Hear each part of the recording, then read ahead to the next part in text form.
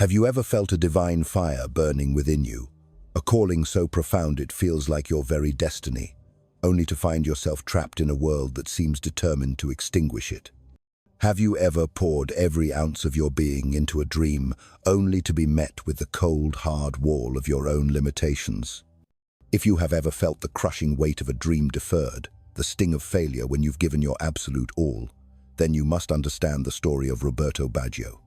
For his journey is not merely about football, it is a sacred text written on grass, a testament to transcendence that will speak directly to the deepest chambers of your soul. It's a story for every artist, every dreamer, every warrior who has been told they are not enough, yet continues to fight. If this message resonates with a deep part of you, if you feel that flicker of recognition in your spirit, then let your soul be seen. Acknowledge this connection. Like this video, subscribe for more soul guidance that honors your path, and share in the comments how you faced your own impossible battles. You are not alone in this fight. Let us know by writing, "I resonate with this," and create a community of spirits who understand the sacred struggle. The story of Roberto Baggio is a sacred lesson written in the language of divine paradox. It is not a simple tale of victory, but a complex tapestry woven with threads of celestial genius and profound mortal fragility. Imagine, if you will, the universe crafting a soul with a talent so pure, so luminous, it seems to vibrate at a frequency beyond our own. This was Baggio's gift and intuition for the game that was less a skill and more a form of divine communion. He didn't just play football, he channeled it. His movements were a symphony, his touch on the ball a caress that whispered secrets to it. Yet, this magnificent, almost celestial soul was placed within a vessel of profound weakness. Imagine a star, with all its burning, brilliant light, being forced into a delicate, hand-blown glass orb, its internal fire constantly threatening to shatter its fragile container from within. That was Baggio. From the very beginning, his career was defined by this sacred, agonizing contradiction. He possessed a divine touch, an artistry that could bend reality on the pitch. But his body was a constant, aching reminder of mortal limits, a fragile frame, a pair of knees made of glass that would betray him, shatter, and be rebuilt, time and time again. The great philosopher Friedrich Nietzsche spoke of a concept that resonates with Baggio's journey on a soul-deep level, the Übermensch. This is not the tyrant of popular misunderstanding, but a spiritual archetype, being who transcends their own suffering. The Übermensch is the one who looks upon the chaos, the pain, and the seeming meaninglessness of their fate and does not crumble. Instead, they choose to rise above it. They are the alchemists of the soul, who take the lead of their pain, their limitations, and their very destiny, and transmute it into the gold of a new reality forged by sheer force of will. They become the creators of their own values, dancers in the face of despair. If the pantheon of football, with all its heroes and legends, has ever produced such a figure, a true spiritual warrior who walked this path of fire and emerged not unscathed, but transformed it, is Roberto Baggio. He was the living, breathing, limping embodiment of this transcendent ideal. His trial by fire, his great spiritual initiation, came not at the peak of his power, but at its very dawn. At the tender age of 18, a boy on the cusp of a career that promised unparalleled glory, he suffered a knee injury so catastrophic, so utterly devastating, that it was considered a death sentence for a footballer. The ligaments that held his joint, his future, his very identity together, were shredded. The doctors, speaking from a world of cold, hard, material facts, delivered their verdict with sterile finality. He would never play again. Pause and truly feel the weight of that. The universe gifts you with a divine talent, a purpose so clear and potent it sings in your blood, and then, in a single, brutal moment, presents an obstacle so insurmountable that it defies all logic, all hope. This, you must understand, is the first great test of the soul. An ordinary person, operating from a place of fear and limitation, accepts this fate. They mourn what could have been, they tell the story of their tragic luck, and they resign themselves to a lesser path, their divine fire reduced to a smoldering ember. But the Übermensch, the awakened soul, does not recognize such verdicts. They see these moments not as endings, but as the true beginning of their journey. They understand that the greatest obstacles are not punishments, but sacred initiations, portals to a higher level of being. Baggio, in the crucible of his youth, made a choice. He endured countless, excruciating surgeries. Imagine the sterile rooms, the cold steel, the endless nights wrestling with a pain that screamed through every fiber of his being. Each procedure was a descent into a personal hell, a place where his spirit was not broken, but tempered and forged in the hottest flames of suffering. He bore a physical and psychological agony that would have broken legions of men, that would have crushed the strongest of wills. Yet, through it all, he chose, with an unwavering, almost defiant conviction, to walk the path of football. This was not mere physical resilience. That is too simple a word. It was a profound spiritual refusal, a declaration made to the universe itself that he would not be defined by his suffering. He would take this brokenness, this pain, this limitation, and he would transform it into art. Nietzsche believed, with the certainty of a prophet, that true greatness, the kind that echoes through eternity, emerges only through relentless struggle. He taught that our deepest wounds, the sources of our greatest pain, become the very wellspring of our greatest strength and creativity. Roberto Baggio's entire existence on the football pitch was a living, breathing, and often limping testament to this profound spiritual truth. He did not play for records, for statistics, or for the fleeting accolades of the crowd. He played because it was the very essence of his soul demanding expression. It was his reason for being, the divine frequency he was born to broadcast. And in this, he performed the ultimate act of spiritual alchemy. He transformed his ceaseless pain into something breathtakingly beautiful. To watch Baggio play was to witness something beyond sport. His style was nothing short of poetry in motion. In an era when football was becoming increasingly mechanized, defined by rigid tactics, brute power, and raw speed, Baggio was a throwback to a more romantic age. He was a whisper in a storm, a ballet on a battlefield. His elegance, his grace, his seemingly effortless control of the ball seemed almost out of place, a relic from another, more beautiful world. He was the quintessential tragic hero, a figure of immense talent hounded by a cruel fate. But a hero, as the ancient myths teach us, is not defined by their suffering alone, but by how they confront and transmute it. Baggio didn't just endure his pain, he alchemized it. He didn't hide his limp, he danced with it.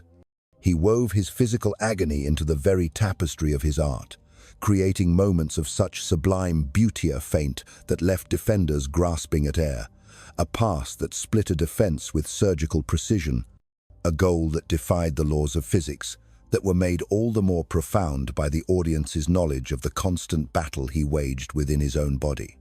Every graceful turn was a victory over a screaming knee, every brilliant goal a defiance of his physical prison. He showed the world that beauty could be born not in the absence of pain, but directly from its heart. And yet, for all his artistry, for all the impossible, magical moments he created, for all the times he single-handedly lifted his teams from the jaws of defeat, history, in its cruel and simplistic way, remembers him most for a single moment of failure. The 1994 World Cup final, the Rose Bowl in Pasadena, California, the sweltering heat, the hopes of a nation resting on his shoulders. After a grueling match, the fate of the world's greatest prize would be decided by the cold lottery of a penalty shootout. And it came down to him, the divine ponytail, the man who had been Italy's savior throughout the tournament. A single penalty kick, a single moment that would separate immortality from infamy. He stepped up, and the world held its breath. The kick soared over the crossbar and into the endless blue of the Los Angeles sky. In that one, silent, eternal instant, the weight of an entire nation's dreams collapsed upon his shoulders. He stood there, head bowed, hands on his hips, an image of solitary devastation that would be seared into the collective memory of the sport forever. The irony is so cruel it is almost beautiful, so profound it feels like a divine lesson in itself. He had been, without question, the tournament's best player. He was the singular force, the wounded warrior who had defied his own broken body to score crucial goals, to create moments of magic, to drag his country to the very brink of glory. And yet, history, with its love for simple narratives, would brand him with that one miss. This, right here, is the ultimate test of the Übermensch. It is one thing to overcome a private struggle, but it is another thing entirely to face a failure so public, so defining, so monumental, that it threatens to erase everything you have ever been. To be cast as the villain in the final act of your own heroic tale, and to not be utterly destroyed by it. Nietzsche's philosophy teaches that true strength is found in amor fati, love of one's fate. It lies in the acceptance of all that is, the good and the bad, the triumphs and the failures, and the willingness to carry one's burden without resentment or despair. Roberto Baggio never ran from that moment. He never made excuses. He never tried to rewrite his legacy or seek validation by blaming others. He bore his failure like a sacred scar, a visible mark of his incredible journey, but he never, ever allowed it to define the essence of who he was. The philosopher Albert Camus, who himself was a goalkeeper in his youth, saw football as a perfect, chaotic mirror of the human condition. He understood its inherent absurdity. He believed that we live in a universe without inherent meaning, a silent cosmos that does not answer our cries for purpose. The ultimate human struggle, he argued, is this clash between our deep yearning for meaning and the universe's refusal to provide it. This is the absurd. And in the face of this absurdity, Camus believed the only authentic response is rebellion. His famous essay, The Myth of Sisyphus, presents the ultimate absurd hero, a man condemned by the gods to roll a boulder up a hill for eternity, only to watch it roll back down each time he nears the summit. It is a futile, meaningless, and endless task. Yet, Camus concludes that one must imagine Sisyphus happy. Why?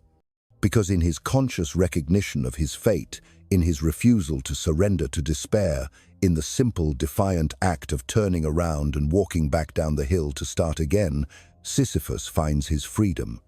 He creates his own meaning in the struggle itself. Roberto Baggio, more than any other player, embodies this profound philosophical tension.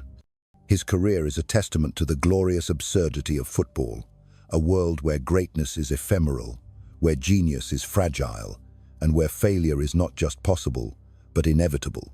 His infamous missed penalty is the Sisyphus boulder of football, a moment of crushing, repetitive futility that defines a man's legacy forever in the eyes of the world. Yet, it was in the shadow of that failure that Baggio found his truest freedom. He did not see the miss as the final damning end of his story. He saw it, perhaps, as part of the absurd, beautiful, and tragic tapestry of life itself. His ultimate act of rebellion was not to rage against his fate, but to accept it, and then to walk back onto the field. His response was not to abandon the sport, but to continue playing, with the same grace, the same artistry, the same love, as if to silently declare to the world, "I will not be defined by this moment. My struggle is my meaning." He embraced the boulder. And in doing so, he became an eternal symbol for anyone who has ever felt like they didn't belong, for those outsiders and dreamers who have been told they are not enough, yet who find the courage to refuse to surrender. Carl Jung, another of the great explorers of the human soul, believed that our deepest transformations, our most profound awakenings, happen not in times of ease, but through the crucible of suffering. He taught that the wounds we carry, the very things we try to hide from the world, are the portals through which we are forced to evolve into a higher version of ourselves. Baggio's wounds were manifold. They were, of course, physical. His knee, a patchwork of scars and reconstructions held together by what seemed to be sheer willpower and hundreds of internal stitches, was a constant, throbbing reminder of his physical fragility. But there was another battle, a deeper one, that raged within him. It was a silent, internal struggle against doubt, against the sting of rejection from coaches who didn't understand his art, and against the gnawing fear that no matter how much divine talent he poured out onto the field, It would never be truly enough to satisfy a world that demanded rigid conformity. Jung spoke of the shadow, those parts of ourselves that we repress, the dark, unacknowledged aspects we struggle to accept. For Baggio, his shadow was the persistent fear of being an outsider, of being unappreciated, of being discarded despite his obvious brilliance. Time and again, he found himself sidelined, cast out, whether by a body that failed him or by managers and systems that saw his creative freedom as a liability.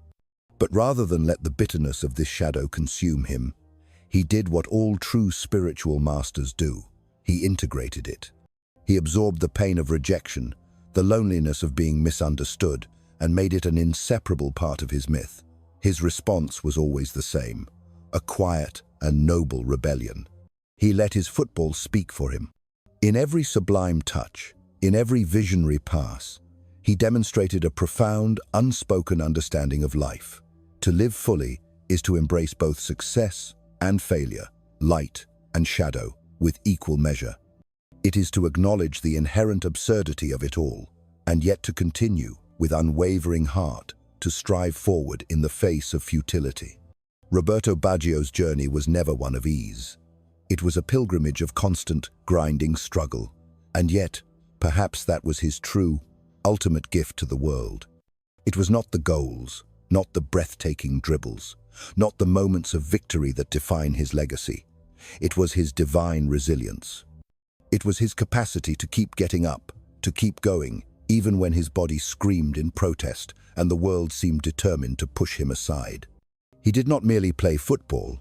He was a master alchemist who wove the raw, agonizing material of his pain into something beautiful, something timeless, something eternal. His story is not one of flawless perfection, but of glorious, human perseverance. And in the end, that is precisely what makes him unforgettable. He became a living symbol of the profound beauty and spiritual depth that can emerge when a soul aligns with its true purpose, no matter the cost. Through his play, Baggio showed that football, just like life itself, can be a journey of magic, mystery, and ultimately, a path to self-fulfillment. For him, it was never about fame or accolades. It was about following a deep internal compass, a sacred and unwavering commitment to his art, and to the journey he had set for himself. In Baggio's mind, football was not just a career, it was the sacred unfolding of his destiny, his personal legend, a path that had been written in the stars long before he ever kicked a ball. It was a spiritual journey, a demanding path that required his utmost dedication and sacrifice, a belief in something intangible, something beautiful, something beyond the cold mechanics of the game. And in the final analysis, it is not the victory that defines Roberto Baggio. It is his noble, beautiful, and eternal refusal to give up, even when the world and his own body seem to have turned against him. He is the eternal artist, the wounded healer, the man who found his freedom not in the absence of struggle, but right in the very heart of it.